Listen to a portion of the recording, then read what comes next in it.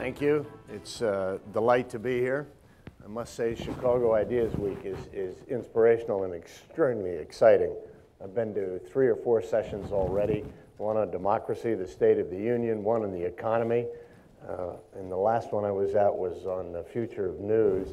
Now, as a journalist, I don't know whether I found that exciting or depressing, but it was certainly stimulating and gave me a lot to think about, which is the next generation isn't going to read the news the same way that mine and many of yours did.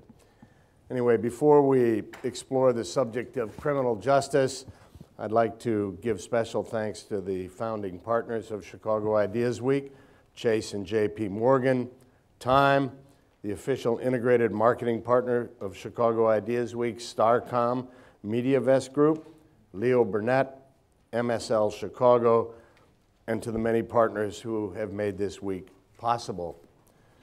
Our topic will join the conversation. I'm encouraged to remind you by using the hashtag CIW.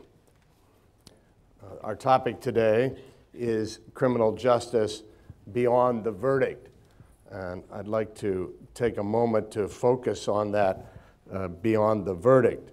I must say that I've been living abroad for most of the last 25 years as a foreign correspondent for the New York Times. I come to the criminal justice system, however, also having been a lawyer before that. I was both in the military law, Judge Advocate General, and then I worked in the San Francisco District Attorney's Office.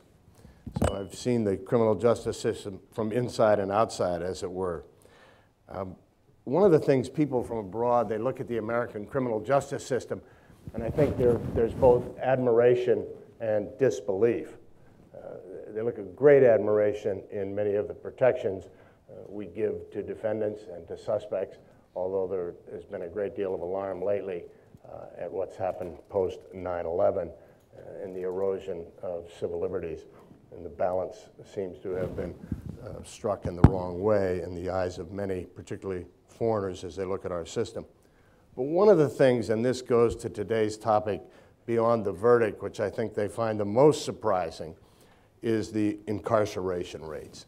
And these numbers are really revealing and I think disturbing. The United States has the highest incarceration rate of any country, not just of any democracy, but of any country. 730 per 100,000. That island bastion of human rights and democracy, Cuba, 510, 50% less. That other large democratic country, Russia, where they put the Pussy Riot in jail, 500. Singapore, which is one of the most watched countries in the world, let me tell you.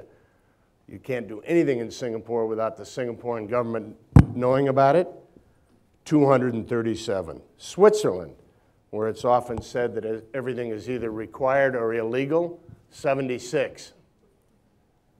The United Kingdom, 40. Youth incarceration. This ought to be even more troubling.